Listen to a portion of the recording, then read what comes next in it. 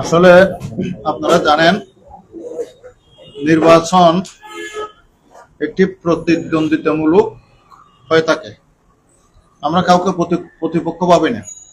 আমরা আমাদের সাথে যারা তাদের প্রতিদ্বন্দ্বিতা হচ্ছে আমরা তাদেরকে প্রতিদ্বন্দ্বী বলি। কে ছিঁড়ছে কে ভাঙছে আমাদের প্রতিপক্ষ যারা আমাদের সাথে প্রতিদ্বন্দ্বিতা করছেন, বিশেষ করে রৌজানে ইলিয়াস নুরি সাহেব অত্যন্ত জনপ্রিয় একটি মানুষ। ওখানে শান্তিপূর্ণ নির্বাচনের জন্য হিন্দু, বৌদ্ধ, খ্রিস্টান, ইহুদি, নসরা যত প্রজাতি বাংলাদেশের যত জাতি সব জাতের মানুষ ইলিয়াস নুরিকে পছন্দ করেন। এই জনজোয়ার দেখে, মানুষের এই চমৎকার উপস্থিতি দেখে আমাদের প্রতিপক্ষ ঈর্ষান্বিত হয়ে তাকে পদে পদে বাধা দিচ্ছেন, তার ফেস্টুন ছিঁড়ে ফেলেছেন। ওখানে একাধিক প্রার্থী আছেন, রাতের অন্ধকারে কারা ছিঁড়েছেন কারা করেছেন আমরা তার আমাদের অফিসে সিসি ক্যামেরা লাগাইতে পারিনি। আপনারা জানেন, অবগত আছেন, বাংলা ইসলামী ফ্রন্টের নেতা কর্মীরা কাউকে টাকা দিয়ে নির্বাচনী গণসংযোগে দাওয়াত দিয়ে আনা সম্ভব নয়। কারোর জন্য খাবার দাবারের ব্যবস্থা করা আমাদের পক্ষে সম্ভব নয়। আমাদের নেতা কর্মীরা নিজেদের টাকা খরচ করে নিজেরা নিজের ভাতের টিফিন ক্যারিয়ার, যেভাবে আমরা চাকরিতে যাই ওরকম করে ভাতের টিফিন ক্যারিয়ারের সাথে নিয়ে আসে নির্বাচনী গণসংযোগে অংশগ্রহণ করছেন। অতএব এই চমৎকার পরিস্থিতি দেখে প্রতিপক্ষ ঈর্ষান্বিত হয়ে আমাদেরকে বাধা দিচ্ছেন। কাগুতিয়া বাজারে যে অনভিপ্রেত ঘটনা হয়েছে, এটা কয়েকজন চিহ্নিত সন্ত্রাসী আমাদের মাইক কেড়ে নিতে চাইছিল, গাড়ি ভাঙচুর করতে চাইছিল, আমাদেরকে আমাদের প্রার্থীকে এবং প্রার্থীর সমর্থককে মারধর করতে চাইছিল। দুজন আহত হয়েছেন।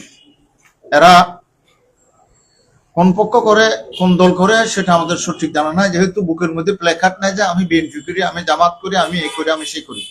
আমরা সে ভিডিওর মধ্যে চিহ্নিত করে দিয়েছিলাম, পুলিশ নিশ্চয় তাদেরকে চিনে। আমাদের জোর দাবি হলো শান্তি শৃঙ্খলা রক্ষায়, কারো বিরুদ্ধে আমাদের কোনো অভিযোগ নেই, কিন্তু শান্তি শৃঙ্খলা রক্ষায় সুন্দর পরিবেশে নির্বাচন করার জন্য এই ব্যবস্থাতে তো নির্বাচন কমিশনের দায়িত্ব পড়ে। অতএব এর পরদিন থেকে যদিও বা আর্মি গেছেন, পুলিশ গেছেন, চিহ্নিত সন্ত্রাসীরা আড়ালে রয়ে গেছেন, কাউকে গ্রেপ্তার করা হয়নি। আমাদের আজকের দাবি হলো তাদেরকে গ্রেপ্তার করে নির্বাচনের সুষ্ঠু পরিবেশ ফিরিয়ে আনতে হবে। না, আমরা কোনো অভিযোগ করিনি। সংশ্লিষ্ট থানায় রাঙ্গুনিয়া থানায় করা হয়েছে, রাউজান থানায় করা হয়েছে।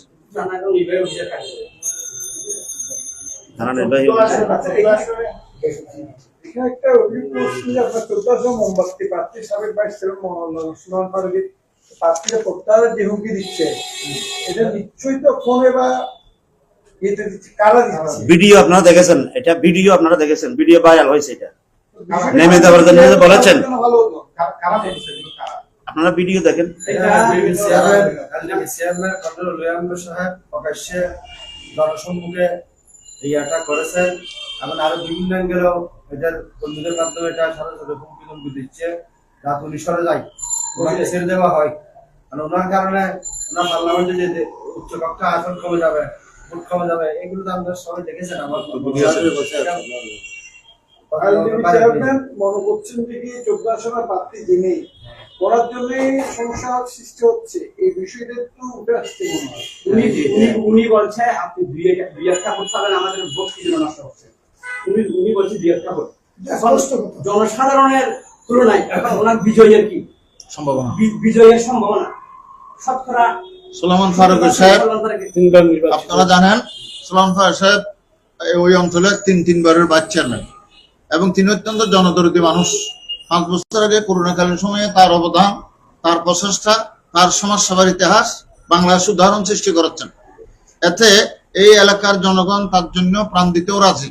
কিন্তু ইদানিং দেখা যাচ্ছে, আমি তার বক্তব্যে শুনেছি তাকে নাকি 10 কোটি টাকার একটা অফারও দিয়েছেন যেন তিনি নির্বাচন থেকে সরে যায়। তিনি তার বক্তব্যে একথা বলেছেন। কে দিয়েছেন, কে ফোন করেছেন, এটা নিশ্চয়ই সুলেমান ফারুক সাহেবের কাছে জানা আছে, তিনি সেটা প্রচার করেননি। এলডিপি প্রধান 11 দলীয় জোটের অন্যতম একজন নেতা জনাব কর্নেল উলিয়াম সাহেব, তিনি তার বক্তৃতা থেকে আমি শুনেছি তিনি বলেছেন তিনি কয়েকটা ভোট পাবেন, আমাদের উচ্চকক্ষে যাওয়ার সুযোগটা তিনি নষ্ট করবেন কেন? তিনি যদি সসম্মানে বসে যায় আমরা এতে অত্যন্ত খুশি হব, তার সাথে আমাদের আর কোনো টাগবর হবে না। এটা উলিয়াম সাহেব নিজে বক্তব্য দিয়ে বলেছেন। এর বাইরে আমাদের চট্টগ্রাম তারা এসএম সাধন ভাইয়ের অফিসটা কি বলছে? আমি আরেকটি কথা না বললে হচ্ছে না, আপনাদের নিশ্চয়ই জানা থাকার কথা। আপনারা যেহেতু মিডিয়াম্যান, বাংলাদেশের চলমান পরিবেশ পরিস্থিতি আপনাদের কাছে আমাদের থেকে অনেক বেশি জানা আছে। সাংবাদিক শব্দের সাংবাদিকরা হলো এই দেশের অত্যন্ত প্রিয় মানুষ, অত্যন্ত সাংবাদিকের একজন বিচারকও বটে। সংবাদকর্মীর সংবাদের উপর বিশ্বাস করে অনেক জাস্টিসরা তাদের জাজ দেয়, তাদের বিচারের রায় দেয় যে অমুক সাংবাদিক অমুক পত্রিকায় এই লেখা এসেছে। মানুষের সাক্ষ্য থেকেও সংবাদকর্মীদের কথাকে জজরা কিন্তু বেশি গুরুত্ব দেয়। রাঙ্গুনিয়া চট্টগ্রামের একটি বিশাল এরিয়া রাঙ্গুনিয়া আমাদের প্রার্থী চট্টগ্রাম বিশ্ববিদ্যালয় থেকে তিনি এলএলবি পাস করেছেন। তিনি সুপ্রিম কোর্টের একজন উকিল এবং ওকালতির বিষয়ে তিনি অনেক বই পুস্তক লিখেছেন। বাংলাদেশের আইন জগতে ওর লেখাগুলো অত্যন্ত সমাদৃত। এই চমৎকার প্রার্থী পেয়ে রাঙ্গুনিয়াবাসী আজকে উদ্বেলিত। লক্ষ লক্ষ মানুষ তার পিছনে উপস্থিত হচ্ছে। রাঙ্গুনিয়ায় একজন প্রার্থীর অভিযান থেকে গিয়ে প্রতিদ্বন্দ্বিতা করছেন। এই প্রার্থী হেন কোনো বিষয় নেই তিনি খোঁচা মেরে কথা বলেন না, এটা তার পৈতৃক যোগ্যতা খোঁচা মেরে কথা বলা। আপনারা দেখাচ্ছেন উনি পদে পদে বাধাগ্রস্ত হচ্ছেন, উনি অত্যন্ত ভয় এবং আতঙ্কের মধ্যে আছেন। আমাদের সম্পর্কে যে খবর আমি আপনাদেরকে সবচেয়ে গুরুত্ব সহকারে বলছি সেটা হচ্ছে আমাদের যে সকল সেন্টারে আমাদের ভোট কালেকশনের জন্য যে এজেন্ট নিয়োগ হচ্ছে রৌজান এবং রাঙ্গুনিয়ায়, ওই এজেন্টদের বাড়ি গিয়ে তাদের মা বাবাকে হুমকি দেওয়া হচ্ছে যে তোমার ছেলে মোমবাতি করছে, ইলেকশনের পরে কি হবে সে দায়িত্ব আমরা নেব না। আমরা লিস্ট করতেছি যারা এজেন্ট থাকবে তাদের আমরা দেখে ছাড়বো। রৌজানে একই কথা এবং রাঙ্গুনিয়াতে একই কথা, বলখালিতে একই কথা। আমি আপনাদের দৃষ্টি আকর্ষণ করছি, আপনারা আমাদের বন্ধু, জনগণের বন্ধু, আইন শৃঙ্খলা রক্ষায়, দেশের সুষ্ঠু সুন্দর সংবাদ পরিবেশনায় আপনাদের গৌরবোজ্জ্বল ইতিহাস রয়েছে। অতএব আপনারা আমাদের এই কথাগুলো মিডিয়ার মাধ্যমে জাতিকে জানাবেন।